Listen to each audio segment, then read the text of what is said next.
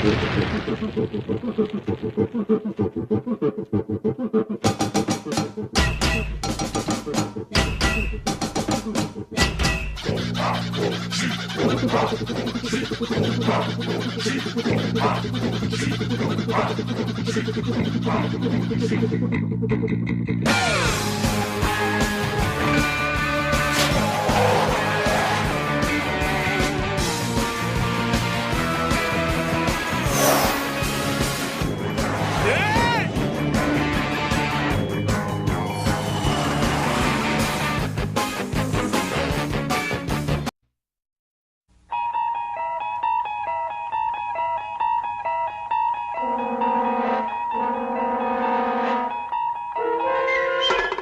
the Nazi menace increased in Europe with a vision of changing 4,000 years of warfare by developing mechanical marvels, the United States needed to adapt.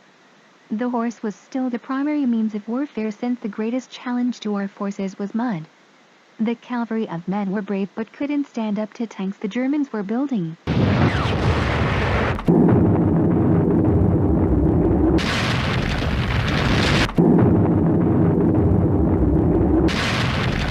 The United States government issued a challenge.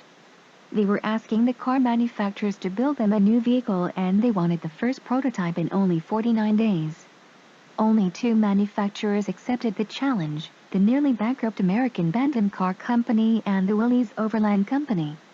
Bantam had no engineers and only 15 employees. They asked a freelance designer, Karl Probst, to come help, initially working without salary. He was a man who took up the challenge. 2 hours before the deadline, Bantam drove up with their simplistic but useful design. Bantam made 6 more prototypes that went through some practical tests over rocks and in the woods. Unfortunately, Bantam wasn't given the production contract on their design, with the government not convinced they could produce for the ensuing war. Contracts were given to both Ford and Willys Overland to produce the new American product by the thousands. They were named General Purpose Ford and General Purpose Willys.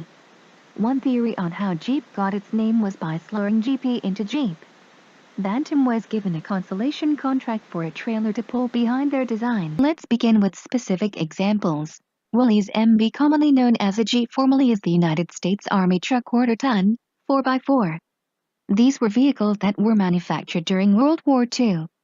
Produced from 1941 to 1953. They began with a 4-cylinder motor called the Willys L134, also known as the Go Devil. It was carbureted and water-cooled.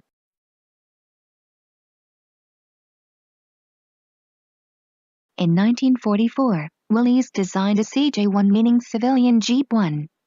This was in response to the new civilian market after the war. It has been modified from the MB by giving it a tailgate, drawbar, and a civilian-style canvas top. Later in 1944, Willys came out with the CJ2, also called the Agri Jeeps.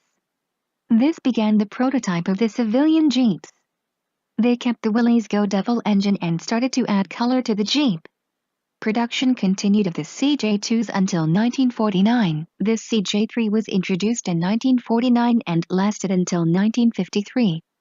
Still had the 4-cylinder motor, a T90 manual transmission, a Dana 25 front axle, and a Dana 44 rear axle. This came equipped with a 1-piece windshield and a 10-leaf suspension for a smoother ride. 131,843 civilian CJ3s were made. CJ4s, 5s, and 6s were all experimental models testing bigger wheelbases and larger engines. CJ7 was optioning with either a manual to automatic transmission, hard or soft top, inline 4, inline 6, or a V8 engine. Production was from 1976 to 1986. The Canadian Army took delivery of 195 militarized CJ7s by 1985. YJ was produced from 1987 to 1995. They were manufactured in both Canada and the United States. Options were 4-cylinder or inline 6 and began using fuel-injected motors. The plant in Canada closed in 1992 and operations were moved to Ohio. YJS had supported track bars and sway bars to improve handling. The windshield was larger over the CJ models. They are uniquely identified with the rectangular headlights. The Jeep TJS were produced from 1996 to 2006. It had two-door convertible or two-door SUV models. Came with an inline-4 or inline-6 engines. Optional was manual or automatic transmission. JK production was from 2006 to current day. Body style was two-door convertible, two-door SUV, four-door convertible, and four-door SUV. In order to compete with the four-door truck market, the four-door Jeeps were created. Motor sizes inline-4 diesel and V6. In 2013, Mopper produced over 250 accessories for the Jeep Wrangler. The Jeep has made the transition from war transportation to civilian work vehicles to common family carriers. The Jeep born out of war and still part of the peaceful future. One fun fact is the 7 vents in the grille represent the first 7 continents that the Jeep conquered first.